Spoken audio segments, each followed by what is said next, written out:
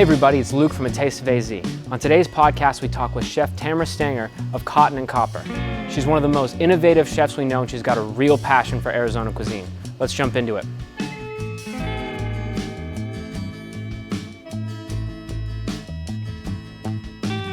So we are here with the ultimate badass. That sounds like a WWF or WWE now, I guess, right? Are you talking about yourself now in the third person? What's going on? Yeah. Actually, I am. Yes, thank you. You saw my quarantine haircut, so I was kind of still going on that path. You're preparing for your debut, man. I like it. Yes. I need more grease in there, like more wetness. It has to be like super wet. But it has to be a DIY grease, so you have to like take bacon fat or something that's left over in your kitchen. Waste nothing. The perfect segue into our guest, Tamara Stanger, the badass, the awesome, just an amazing person. Tamara, thanks for joining us. You. Hi, I'm joining you from Cotton and Copper. I see that. Got all our seats up. What? Nothing much happening here.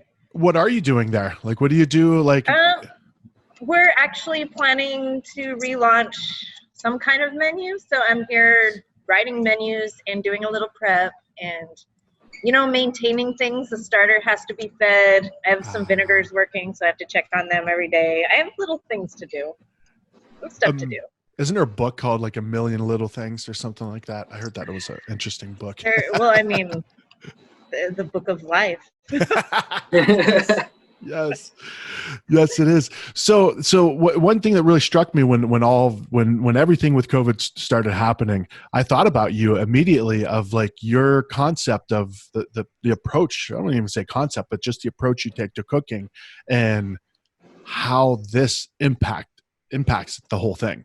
It changes everything. Yeah. I mean, there's no way that we're going to go back into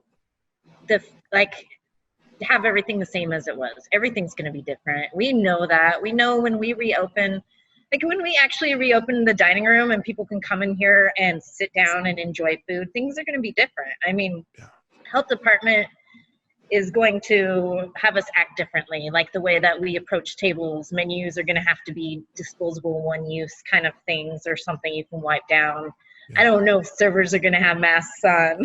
I don't know. And that's just the context of the situation. Then we got to think about our food and where we get it from and what people have to spend. People aren't going to come in here and pay $30 for a meal. I know maybe they will, but we got to think about who our customers are and what they want. And I don't think people want luxury anymore. They want good food.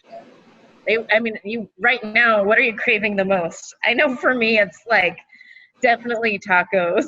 Cheeseburger. Cheeseburger was the first thing. Yeah, like all the little things. People don't want to go do some prefix menu right now. Like they don't want crazy. They just want really good home cooking.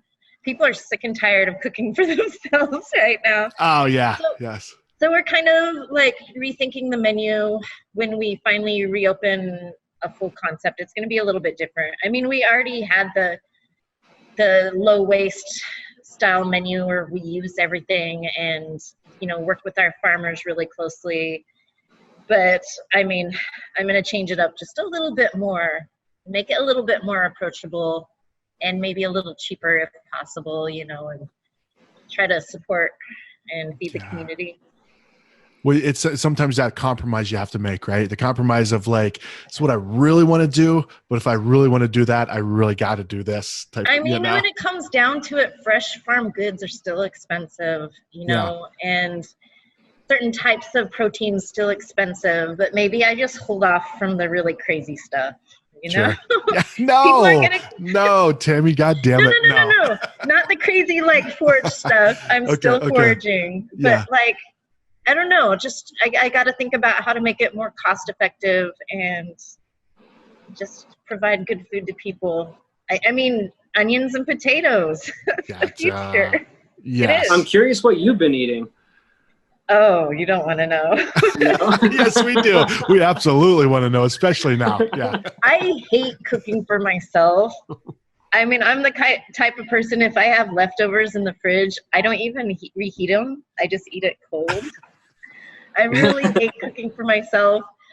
I mean, I live off soup a lot. So when we first shut down, I had probably 12 quarts of chicken soup, and I ate that every day until that was gone. That took me like 2 weeks to get through it. And now I have like some frozen enchiladas in the freezer and some Totino's pizza and I love like it. I love some it. oatmeal and stuff like that. It's nothing crazy because it's like I just want to turn on the oven and throw stuff in there. I like cooking for other people and I like eating food with other people, but when I'm just eating it by myself, it's not the same. See, I imagined every meal of yours to be like when we went out and did the foraging shoot and you like pulling stuff off of trees and throwing it over like a fire you just built right there in your backyard or something. Yeah. I did just do that. I just got back from a camping trip with my sister and we ate a lot of forage stuff. We caught crawfish and I picked a bunch of wolfberries and there was a lot of wild herbs and gosh, what else? I found there was a scorpion in my bag, and I guess I could have cooked that. Have you cooked scorpion before? You have, right? No, I should have cooked that motherfucker though. Yeah. Like it was hiding in my clothes bag. Perfect opportunity. That was the Lord's way of showing. Tammy, I mean, here I was is a already scorpion. cooking bugs, but I don't know. I do love wild food, and I still love the approach to it. I mean, I've been out in the parking lot picking palo verdes almost every day. I just made tortillas with that in there. I still and always will believe in wild food. And why? But why? Why? It's the same reason. It's a sense of place. I mean, we can't lose our food culture. No matter what happens, that is who we are.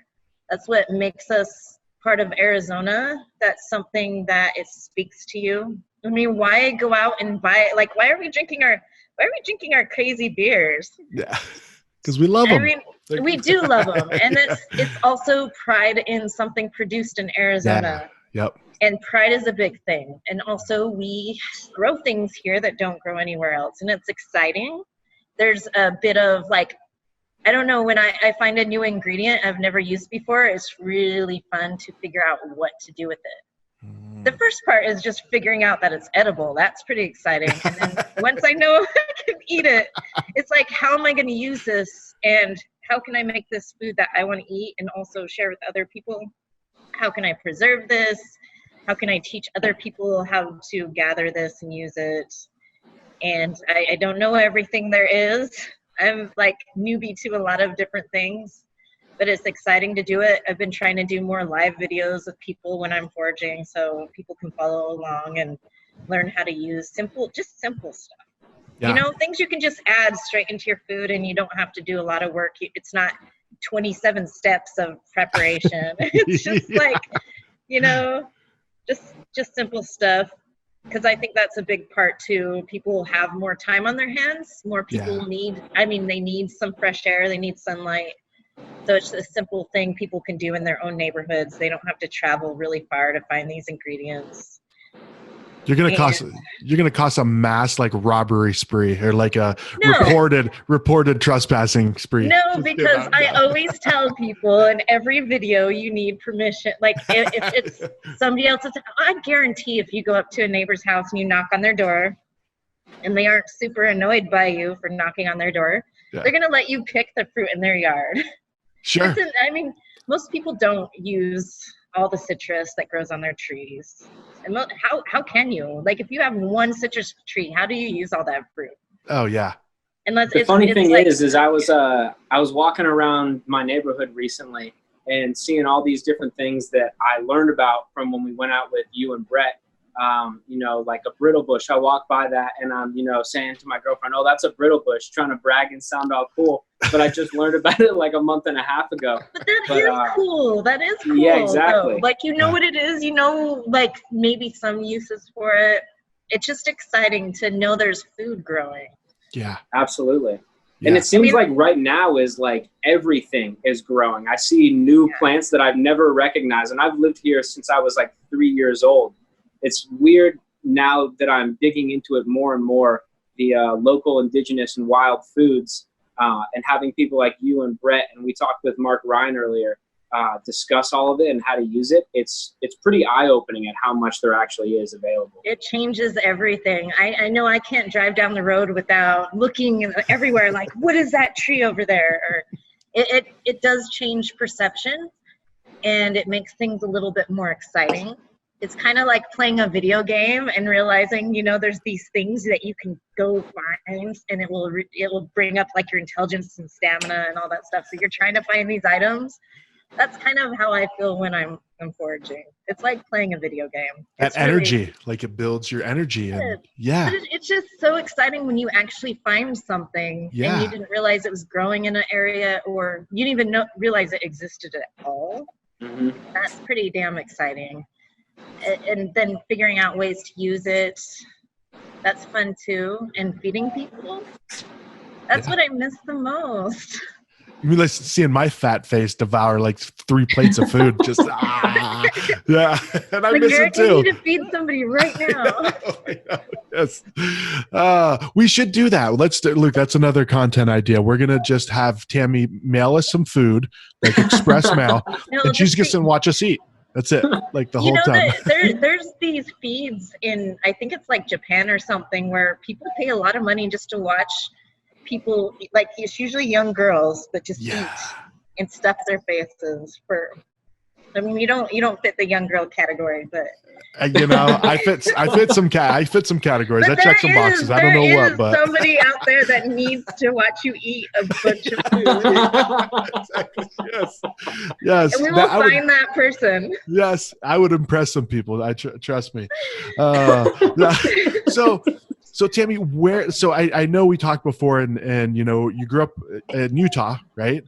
Right. Grew up in Utah, had the big house, the church, but you cooked in the church. I can't believe you remember all this stuff. Oh, hell yes, I do. I tell people all the time. I may fabricate some things to just amplify you even more. She lived in a cathedral. It was 7 stories high. Every morning she jumped out of the bell tower on the rope and swung out into the courtyard. Yeah.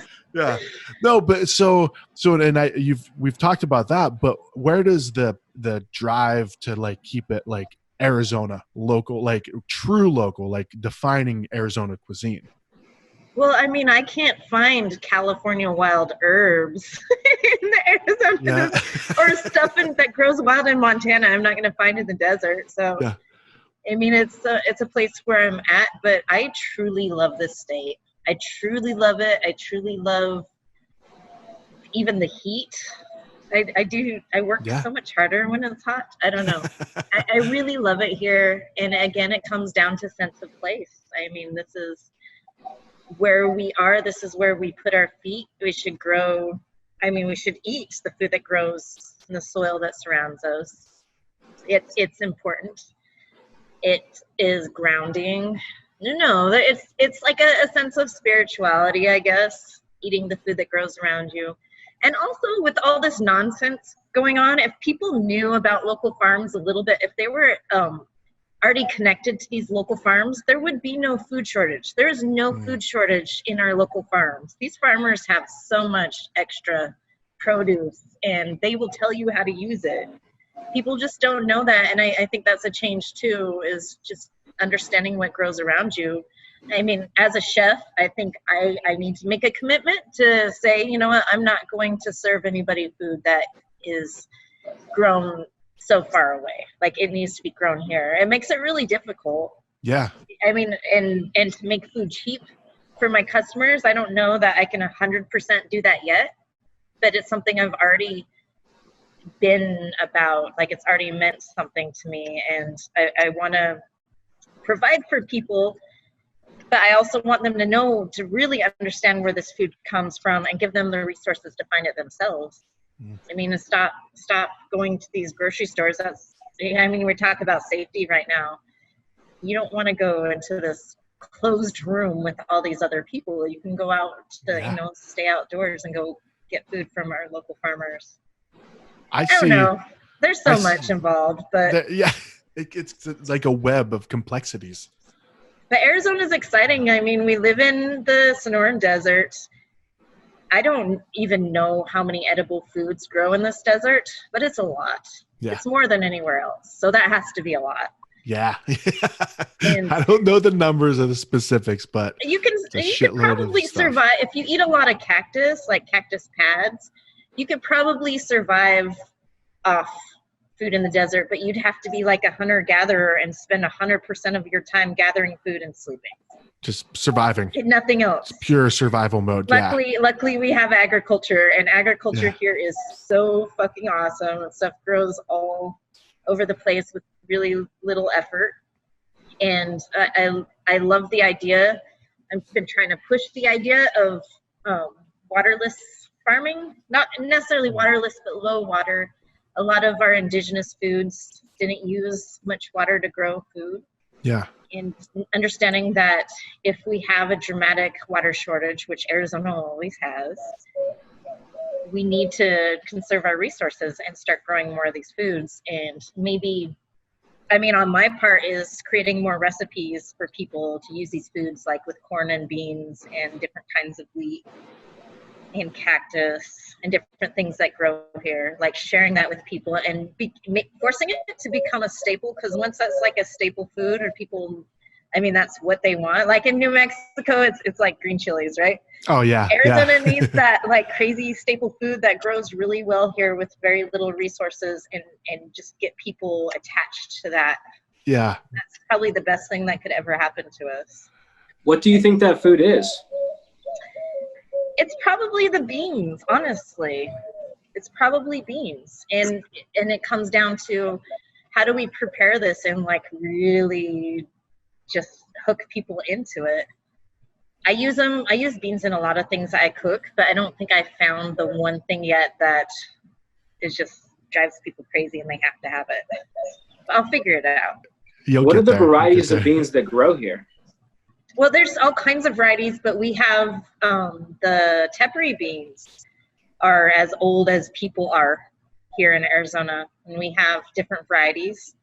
They all came from one bean, and I think if you count how many varieties, there's like the white, the brown, the black. The black is a variety of the white. There's yellow beans, there's speckled blue beans, there's slate gray beans. There's so many different kinds. But the ones you can buy right now, usually through Ramona Farms, is the white, the brown, and the black bean. But also we grow other beans here really well too. We have Anasazi beans, we have black beans, pinto beans, garbanzo beans, the big one that grows out here. And these are things that, I don't know, it needs to become more popular somehow. What, isn't there I think it gluten? will. What? Isn't there gluten in beans? I don't know. I hope so. I hope so. That's probably what makes it so delicious. If not, let's add in some gluten. Yeah. I have a little shaker. It's almost like a salt shaker, but there's gluten in it. I add like and you just shake the gluten. Extra A gluten. lot of things that people don't understand too is, gluten. If you have an intolerance, it's real. Sure. Yeah. But a lot of people, there's these fad diets and stuff. A big problem with gluten is a lot of people bake with this flour that came from a grain that has been changed to withstand heat, insects, grow on low water, and it's very hard for your body to digest. So that's a huge problem. But it doesn't have gluten. Like it has it's right. Like it's bad for your body. But there's heritage grains. There's grains that grow in Arizona. You can get from Grain R&D or Ramona Farms, Hayden Flour Mills, and like a few other places that grow these grains. It's your brain recognizes it as food. It's easy to digest. It doesn't cause problems. And also, if you get food that has been slow fermented, it kind of breaks that gluten down and it makes it easier to digest. So these are things that, you got to consider your intolerance. You might be able to handle. I had a chef once that was very intolerant to gluten, but he could eat sourdough bread because it didn't mess with his stomach because it was broken down through the slow fermentation. So it was helpful in that way. And it's like one of those foods, a loaf of bread is an entire meal. If it's done right. And I think bread is really important. That's a very low cost food that you can make and you can fill up on. And that's also the future. If food becomes scarce, it's about the bread, man. Yeah. The bread and the pasta. Yes. Is that what you're gearing towards? Are you gearing towards this Tamara Stanger pasta and bread bar? Oh, I don't Oh, think man. that's what I'm gearing towards. No. I'm definitely not against it.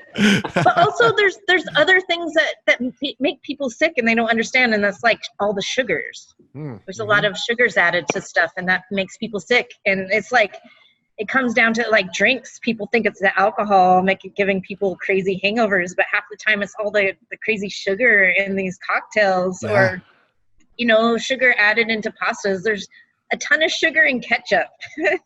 So much sugar. Like, yeah. And it's not even real sugar. It's high fructose corn syrup, and that's not even a food, says the brain.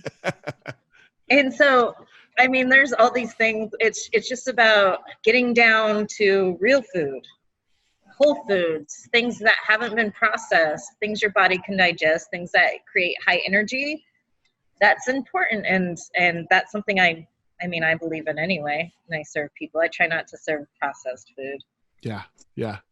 But I don't know. Sometimes there's those hot dogs. They're so good. Yeah. Oh, yeah. I'm a sucker for that stuff, especially like a tin of like the salt and vinegar Pringles. Like, I know that there's no nutrients in that at all. I'm going in knowing that, and I know it's gonna make me sick, but I ate a lot of flaming hot Cheetos over the weekend when I was camping. Yeah. And I was going to dust the crawfish in those. Like, I was gonna just smash them out, because I didn't have any seasoning at all. So I was trying to figure. But I actually found a bottle of hot sauce, so that became my seasoning. But sometimes you just need a little processed food. Oh, yeah. Yeah, it's not about eating. It's about eating, right? It's not about eating the nutrients. It's about just enjoying the flavor of the Doritos. That's the thing. Like, it's not only about keeping your body healthy. It's keeping your brain healthy too, and that comes from enjoying food. Like, enjoying food is so healthy for your brain. If you can create memories with food, I mean, come on, that's kind of a big deal. Is that a big thing for you? Like, is it a big kind of driving force for you to see people's faces when you make the food? Well, I don't get to see a whole lot of people's faces when they eat my food. That's why I love doing like special dinners or events, because I can actually talk to people and see their reaction, see how they enjoy it, and tell them what's in the food. I don't get to do that much here at the restaurant because I'm busy cooking most of the time. Yep. But I do enjoy that, and I love feedback, and just, I don't need people to be like, oh, I loved your food, because they want to make it seem like they're making me happy. I want to genuinely know. I like criticism. Okay. I like constructive criticism. Yeah. I mean, if I'm doing something wrong, I want somebody to tell me, because that's how you learn, right? Yeah. Like, constantly in food is, I don't know, it's important to get better. Do you take it well, though? Because I know you have some fight training, Muay Thai and Jiu-Jitsu, right? Are you saying I would beat somebody up? Yeah, fuck yeah, you would. Oh, man. Hey, you were ready to choke somebody out at Helton for me one time. That was a big turning point in our relationship. Yeah. Yeah, I have a problem. No, you were in full protect mode. Like that. But that's why they call jiu-jitsu finishing school, because you finish like you end things. Neutralize. Yeah. You peacefully end things like lives. Yeah. Just kidding on that. I'm sorry I ruined your consciousness, but you had to go to sleep. So, yeah. Just naps. Naps are healthy too, I'm sure everybody's getting a lot of naps in right now. Well, I hope. Great segue. So for you, like, I mean, over the years that I've known you, to set up a podcast with you, I know we needed weeks of, you're like, I'm off from like noon until 2 on Mondays. And that's it. Right. But now you have this all of a sudden, this window of open time. What do you do? But I can't go anywhere. So right. That's the interesting twist. Actually, this month I had a few trips planned. I was supposed to go to San Diego for the anti-convention. So you were going to get out for a little bit. Yeah. And then I had a whole week off to go up to Utah. My daughter is graduating college. So like, I had all this taken off and I had to cancel it, and I never go anywhere. I never go anywhere. I was pretty excited. but you know, that's life. Yeah. It is. And then once we reopen, it's my crazy schedule is coming right back, and that's soon. That's like a week away. So Yeah. I don't know. I'm right now. I'm getting normal sleep at night. Do you watch shows? Do you Yeah, I do watch shows, but I wake up now every single morning at the same time before my alarm goes off. I'm like awake and I sleep 8 hours. Yeah. That's unheard of. Yeah. I'm used to like 4 hours of sleep a night. Yeah. It's kind of weird and kind of awesome. I remember dreams. I drink way too much. We all do. We all do. That was all. I was just waiting for you to say that, so me and Luke felt better about ourselves. Like, all right. Tammy's there with us too. Yeah. I mean, when I was camping, it was like, I don't know, we wake up in this like 8 o'clock in the morning. We're like, all right, time to crack a beer. Yeah. But you drink so much beer through the day, like you never get drunk. You just go through like 15 beers or whatever. And then by the time you go to bed, you're like, okay. You were hydrated all day. It tasted good. Hydrated all day, super relaxed. Yes.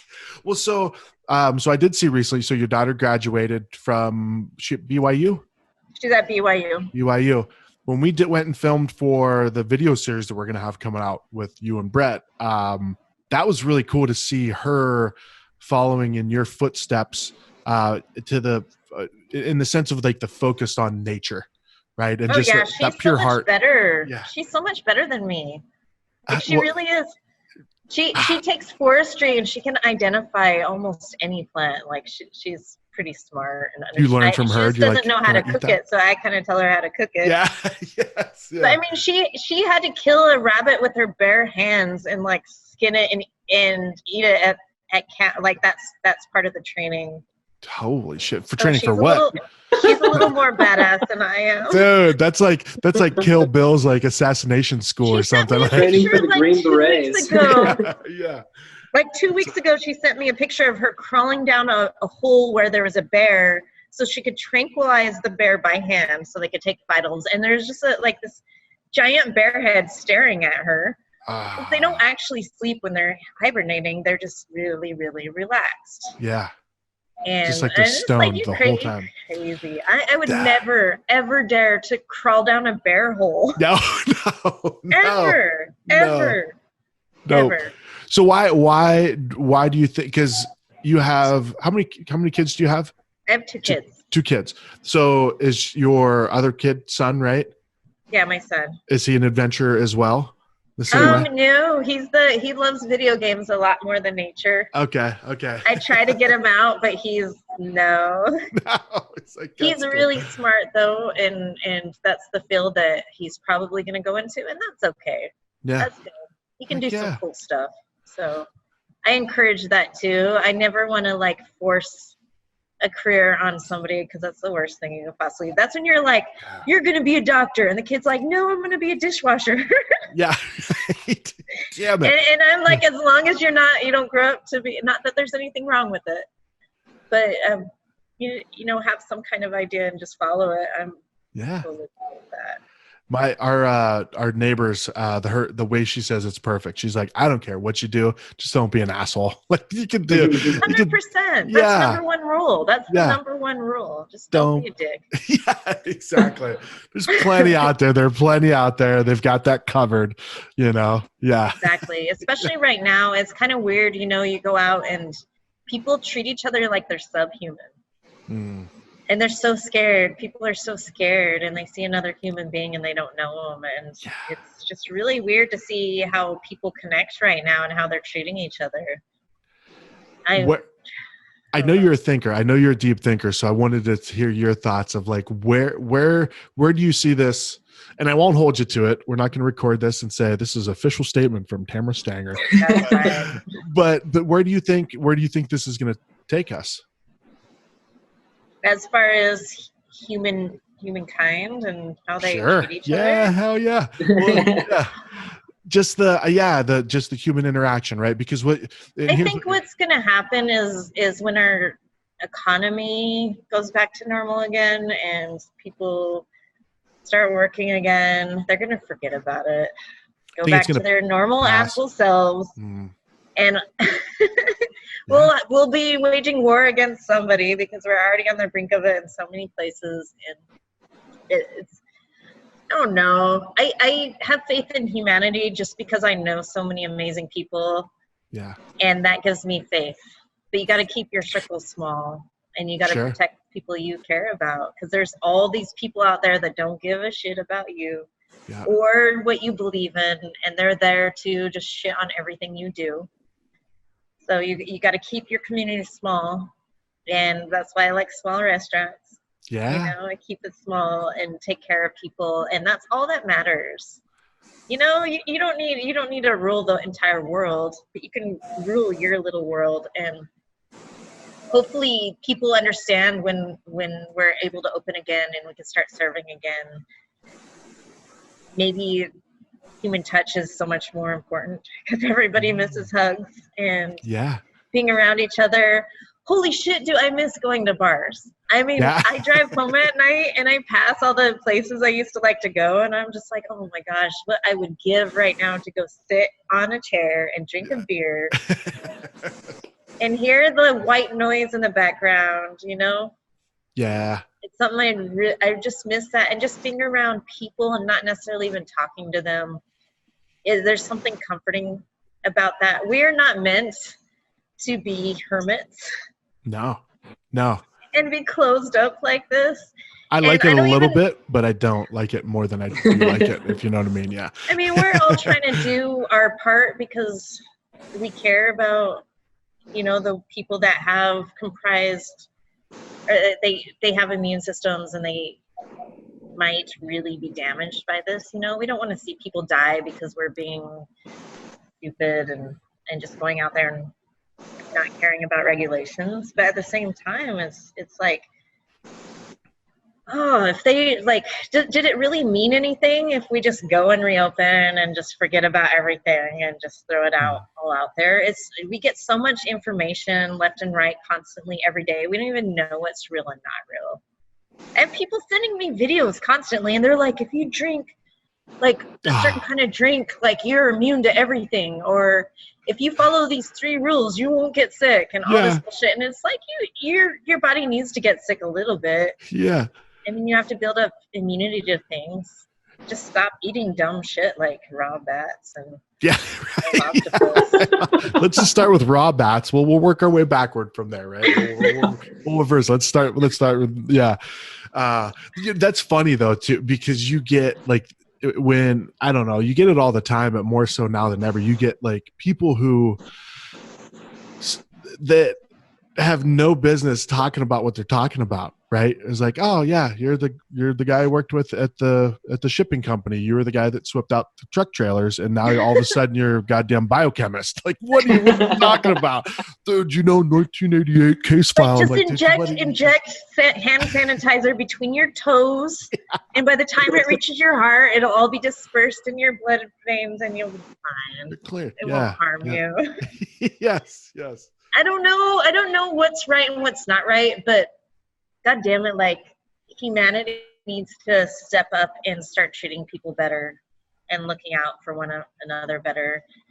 You know, we still got to feed each other. We still need stuff like this, like conversations. We still have to have them. Sure. Yeah. We need that. And I care about every single person that comes through the door of my restaurant, you know, and obviously beyond that, but I think about what everybody's doing right now, you know, and how they're getting through this and what they're going to do afterwards, knowing that a ton of my customers were industry people, and a lot of them are furloughed and don't have jobs right now and have no income coming in. So I worry about that. I worry about it because a lot of them work for businesses that couldn't get a PPP loan.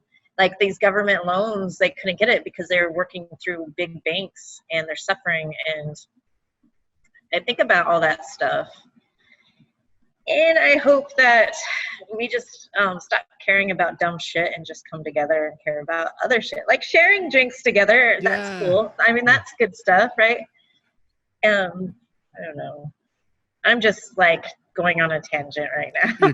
You're good. No, but it shows your passion, and that's why you do the things that you do because you believe in. Like, you're not going to just throw something on a plate because you're like, oh, I guess this will look cool. Like if you ask to talk to the chef at Cotton and Copper, you get ready for an explanation, and it's going to be amazing, right? You're gonna tell them exactly where those beans came, exactly where the chicken and the rabbit, everything came from, and that's awesome, you know. So I wanted to ask you, I don't know if I've ever asked you this, but so with Cotton and Copper being that approach of you doing off the wall things, not you're making things that most people have not had. What are your feelings when you get the reviews that are like, oh, I just wanted a burger and there's a goddamn rabbit in a fucking bowl? Oh my God. Well, we serve burgers on our menu because like a giant percentage of people are terrified of other food. Yeah. And I don't want to do that, but yeah. I think if you come in, you got a party of 5 people and 2 people are adventurous, I want their friends to be able to eat food too. Sure. Yeah. So it's not necessarily something I want to feed people, but it's definitely, I want people to feel at home. It's about hospitality. That's really important. And sometimes that means making some foods that aren't as cool as the others, but that's fine. Like, you inch your way up, you give them a chance to like redeem themselves, and maybe next time try the appetizer or something else. And well, I mean, I would probably classify myself as not quite not adventurous, but less adventurous than Eric, I guess. we went to a beer dinner, and they had tartare and pate and whatnot, and I tried it, but I would say it wasn't all for me on my first time, right? That's okay. But when we came to your place to shoot pictures for the beer book, and you made that meat candy, it was goat, I believe, and it was honestly one of the most incredible dishes that I've ever had. And we only got a few bites of it, and it was a little bit cold because we spent a bit of time shooting it. But even to this day, like when Eric brought up making a show where you send us food so we can eat it, I'm like dazing off, daydreaming about that meat candy because it was so good. And I think that's one of the things that chefs like you and Brett and, farmers like Mark Ryan are doing well, is making these kind of exotic ingredients that hundreds of years ago weren't exotic, but now they are because of the way diets have gone in America. Chefs like yourself and farmers are making them more approachable for people like me, which is, one of the reasons why I love doing this so much, because every time I talk with you or another chef like yourself, I'm learning something new about why I should be eating this ingredient or supporting local farms in this way, and so on and so forth. And I think it's really awesome and inspiring. That is amazing. You say exotic foods, and I'm like, that's so weird because it's like normal, but I understand that it's not, and it's introducing these foods to people. I can't stand when there's a new food and it gets introduced to people and there's no, what am I trying to say? You got a food item and it's served to people and nothing's done to make it interesting. So the first time somebody tries an ingredient, it's like, oh, cool, I ate a choya bud, but I don't think I'll ever eat that again. And for me, if I'm going to serve that to you, I want you to remember that. I want you to say, oh my God, I need to go back there and try that again. Like, that was probably one of the best things. Or I remember the flavor, or it was really interesting because I don't want it to be a thing like, oh, cool, I tried some exotic dish and I'm fine, I'll pass next time. I don't want that. More like a novelty, like a novelty type of thing. Yeah, like, I had a sucker with a scorpion. I don't want it to be a novelty at all. That's the thing. Yes, exactly what you said. I don't want it to be a novelty. I want it to be a way of life. The only way to do that is to create food that's kind of familiar to people. You gotta do some stuff that's approachable. You can't just like go way out there and be like, here's the craziest shit you ever seen. Now eat it and spend like $500 on, no. Like, I try to take my upbringing, which is like a lot of Eastern European style foods, and insert Arizona ingredients into it. And then everything I've learned over my years from different chefs and things, try to just create food that's delicious. Yeah. Because that's the most important, right? Yeah. It's not all, it is about the ingredients, but it has to taste good, or what's the point, right? Yeah, yes. It's really important to me. I don't want to waste someone else's time or my own. I want to educate and create memories at the same time. You know what? When you say that. So when I grew up in Ohio, there was, so Pittsburgh had a couple breweries that was like an hour away, and then Cleveland had like Great Lakes Brewery, and that was like an hour and a half away. So other than that, like breweries just didn't exist where I grew up. So I moved out here. And within a couple of years of me moving out here, these guys open up a brewery in the next town over, right? So there's no breweries within, 150 miles of this place. So they had to make what the local people really wanted so that the local people could taste what they had. You know what I mean? You do, but you can incorporate stuff. You can take something that everybody's used to and throw stuff into it and slowly introduce people to stuff. Yeah. Honestly, you can. It's very easy to do. Well, that's what they did. They've done it really well. You're not going to eat an entire bowl of like this forage stuff. It's a tiny little ingredient thrown in there. Yeah. You know?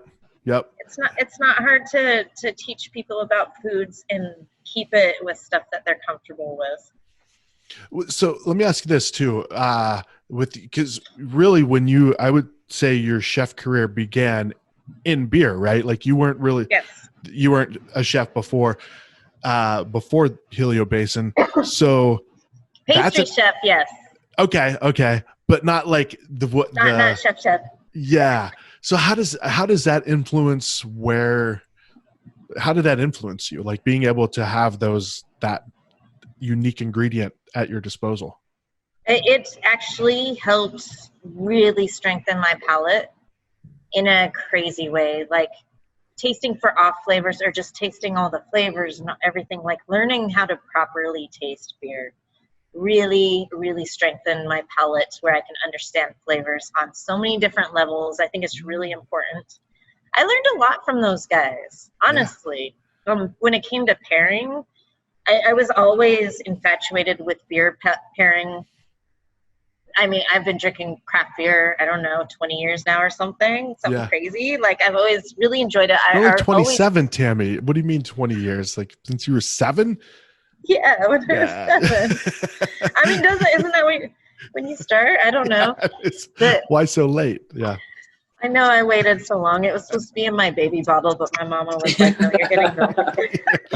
Good boy, Wally, in your baby bottle. But it was important, like being in a brewery is really cool because I really support craft beer, and then just seeing these guys who have this dream and this idea of it and also really great palates and supporting what I was doing, I felt like that was a great way to build who I am, because before that, like, I didn't know what I was wanting to do, and it took a lot of work. It took a lot of work to learn how to even be a chef. And I worked my ass off and I did a lot, and, it started out great, and I appreciate everything that I had a chance to do while I was there. I mean, that's a huge part of my life. Yeah. You never, ever forget that. And now I'm getting more into the spirits and stuff, but I mean, beer will always be my true love. Yeah. Such a good beer. And oh my God, Arizona has so much really good beer. I don't even know what's my favorite.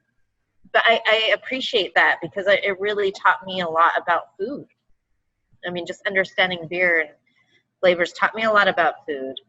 And just understanding what people want. And, how you're saying, like, this one place they had to offer stuff that people were familiar with or they want to eat it. Well, I went against that. When I started at Helio, I made food I make food that I want to eat. Yeah. And I've always believed in that. Like, if you truly want to do this, like, you got to believe in it fully. And that made me believe in it fully. And people accepted it and they were excited about it. And it did really well. And there was like ups and downs, and it was lots of learning curves. And holy shit. Look, now I'm like down this rabbit hole. I'm never not going to be able to be a chef. Yeah. Like, I try now, if I just want to, like, I'm going to run away to Oregon and bake bread like I was going to do before I started at Helio. It'd be like, oh, I recognize you from Chopped or some other dumb shit. Like, I doubt I would ever be able to run away from it. No. And I feel like I have an obligation to the state, like for what I know and what I can offer. And the people that have given me help, I feel like I have an obligation. And I need to provide food and education, not just to these adults, but to kids too. It's really important to me. Just teaching, like if you can teach young, it can change the future. Yeah. You got these old people that will never change, but you have these young kids that you teach them about insect farming, and they're probably going to get into insect farming. Maybe one of them out of 30. I don't know if I'm lucky. Yeah. But the more you teach these young kids, the better future we have.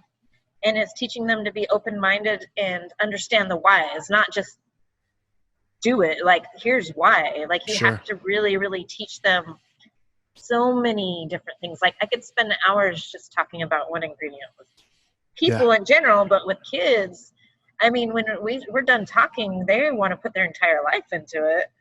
And I'm hoping they'll grow up and never forget that, because I remember the people in my life who really made a difference, and it was around the age of like 8 or 9 years old.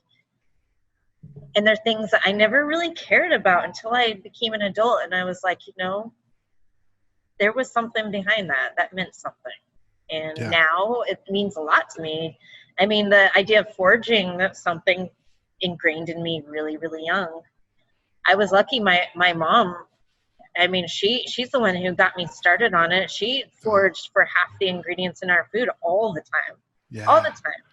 And it was weird. It's weird to think about it now, because it wasn't popular. It wasn't something people did. It was just, I think she's like a pioneer woman. Yeah. And that's just something she did, It's just cool. So it was out of necessity. It was not. It was just like you said. It's what she did. Like, she didn't need it to survive. Like she didn't do it for us for survival. She did it because it just added this element into our food that was really meaningful. Yeah, it was something that she provided by hand. So it was love. Just like when we were really poor. So Christmases, she made dolls. She handmade almost everything, and that was really meaningful. Yeah. And I think it's the same thing with food. When it actually took time to grow it or to forage it or to find it or add that in, is really meaningful. A lot of stuff I forgot about. My sister and I talked over the weekend when we were camping, and she brought up a bunch of stuff that my mom used to do for us when we were little. And I totally forgot about it. Like when I was a toddler, the stuff that she would do that we grew up with, like, I don't know, I still use it now. We raising the rabbits, raising ducks, growing gardens, foraging for ingredients around the city. That's something she did. And that's something like now that I'm doing it, and I didn't realize why, but it's because it happened when I was young. And so I think that's important now. So being part of Blue Watermelon Project is really important to me, because I have the opportunity to have access to so many kids and just teach them a lot of stuff and make it interesting, because I'm still a kid, kind of. Yeah. So I think that we have a lot of fun talking, just because I don't know, I can get on their level. They'd probably love it too. They'd probably love working for Chef Tammy, comes in with a fucking machete. Like, I haven't done that yet, but I bring in torches and let kids torch their own food, Yeah. Well, like, what is it? Like, what exactly is Blue Watermelon? Blue Watermelon Project is a collection of chefs. It's headed by Charlene Badman. It's educators, so people in schools that want to make school food better, and people in all aspects of the industry, like Sprouts. They donate a lot of money to us. Okay. So we get a lot of food donations through them. Like recently, I've gotten a lot of gift cards that I can use money to spend on whatever I'm spending on the kids. That's really helpful. And farmers, there's a lot of farmers that help out, winemakers, like donating. It's just like, it's a community-driven project. And it's because we know if we make a difference now, it's going to change our future. So we have to make a difference now. And any moment we have, like most of us are really busy.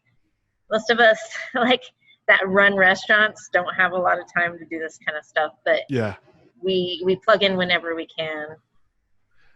And I think I'm going to walk with my computer over here because it's getting dark, or I'm going to walk to turn on the light. There you go. It's going to be. Oh, wow. That's really opened up. There's no tables. Yeah, I can see it getting dark, so I'm just turning on the lights. Okay, that'll help. So, so with Blue Water, like, what do you do? Like, you're basically training the kids, like culinary type of skills? Some of it is. So, when it comes to school, let me plug this back in.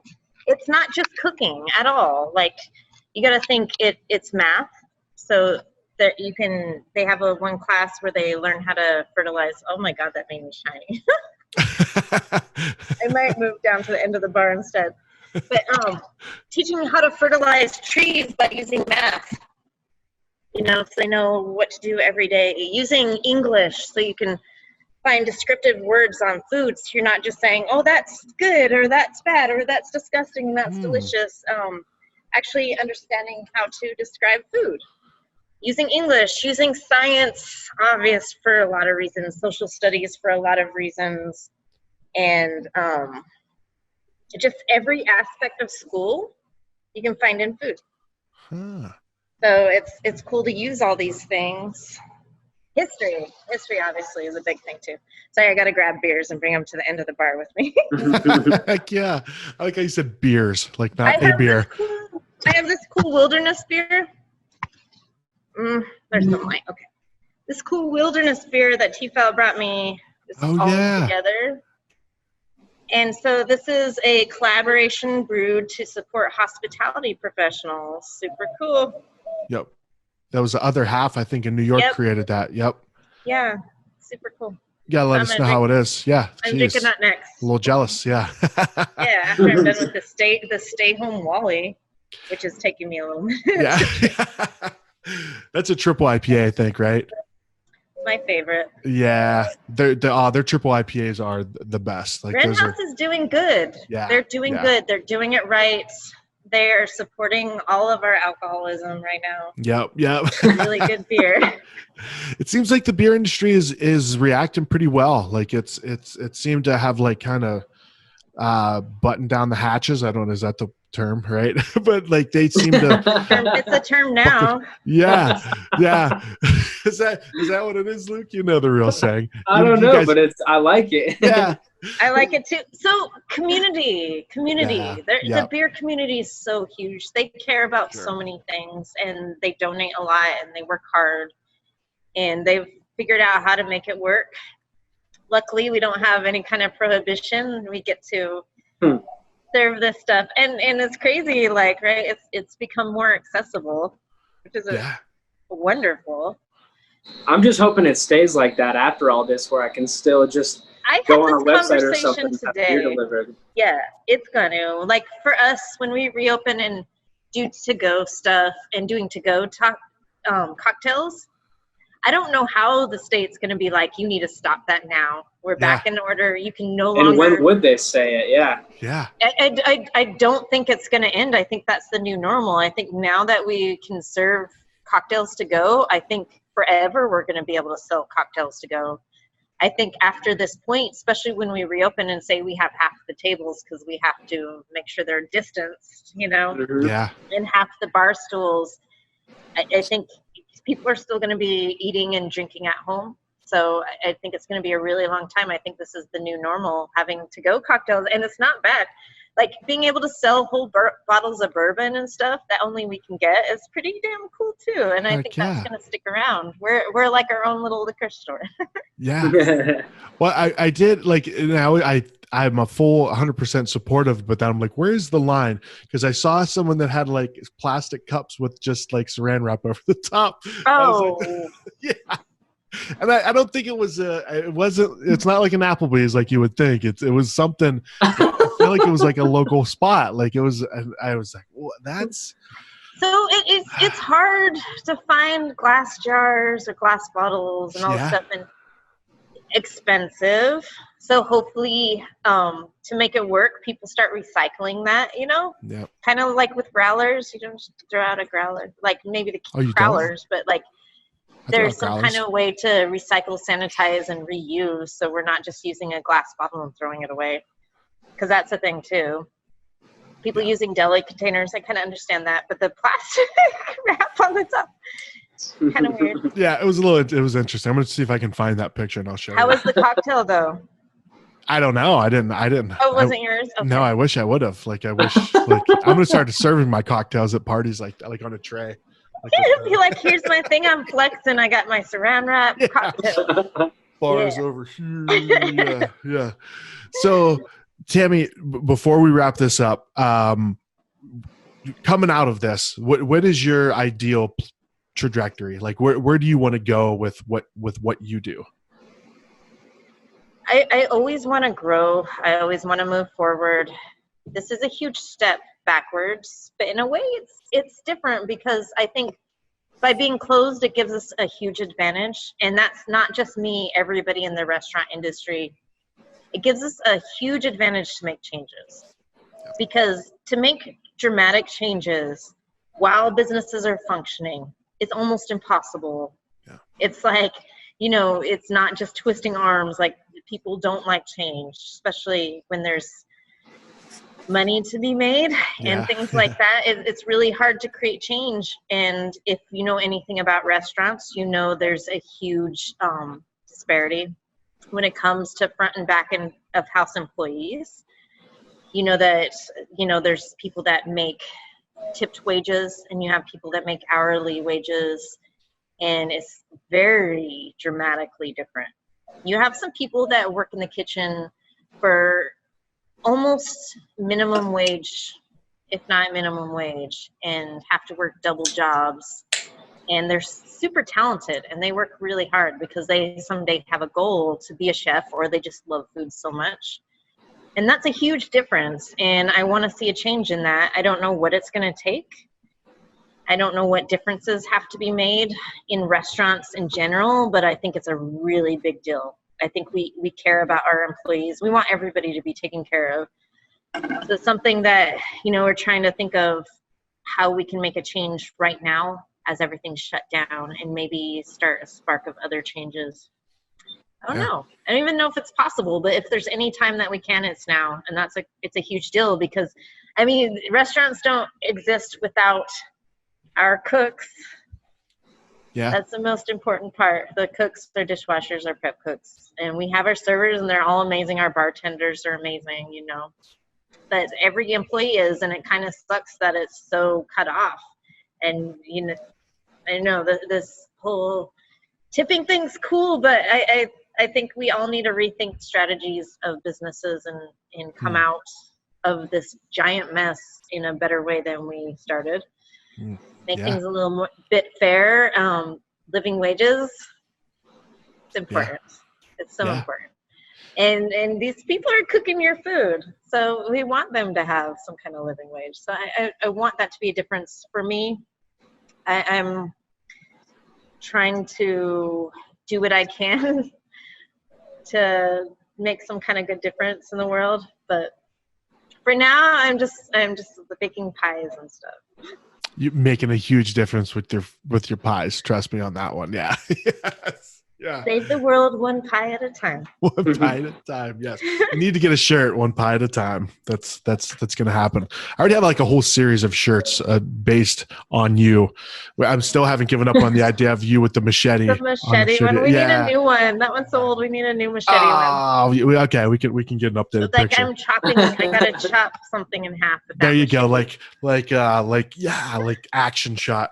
So when you were saying that, something really struck me, and I never realized this until just now, is so since this whole thing's happened, the people that we've interviewed, whether it's, a handful of chefs, we talked to Brett Vibber, we talked to, a few different breweries, and everybody I don't know, I think it's a thing of entrepreneurship that maybe people don't realize, but everybody is focused on helping the people that work with them. like they're employees, right? Yeah. So these are our family, our children. It's like every day when you go into service, it's like going into war. Yeah. Honestly. And these people are with you. Yeah. They are, but the stuff that they do for me, and I would never ask somebody to do something I'm not willing to do myself. But just to see how hard, like we went through a whole summer without AC back there, and it's like 120 degrees in my kitchen. We're packing bags of ice in our aprons and under hats and all this stuff, and it was just miserable. And these guys stuck by me. Yeah. You know, they've been through a lot with me, and they believe what we're doing here, and I just think they deserve better. They do. Yeah. And I want to see better, and it is important the people we work with. They should, not just me. I mean, my business is not just me. It's all the people that work with me. They're so important. It can't exist without them. Yep. And I've had a lot of people that stuck with me, like have been here for the 2 years that I've been here. Like the whole, it's like, I don't think we have a whole lot of turnover, really. It's important to take care of them. So, yes. We love it. We love it. We love it, Tammy. Yes. Well, thanks for taking the time to do this. It's always great talking to you. I want to give you an awkwardly, based on our height difference, hug when I see you next, you know? Right now, you're actually smaller than me. So I am. I think I look a little bigger than you. I am, yeah. So Yes. I'll reach down. Oh, little hug. Yes. Oh, Luke. Yeah. Little hug. Yes. But no, Tammy, we love you. We thank you so much for doing this. We cannot wait for you to open back up. And that's just one for the books. Hopefully this is the only pandemic we ever have to podcast. Yes. That's cheers to that. I don't have anything left of my whiskey, but cheers, guys.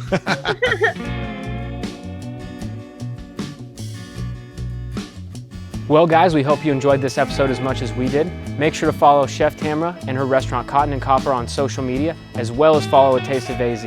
Also, give us a like and subscribe below, and make sure to check out our website at tasteofaz.com. See you next time.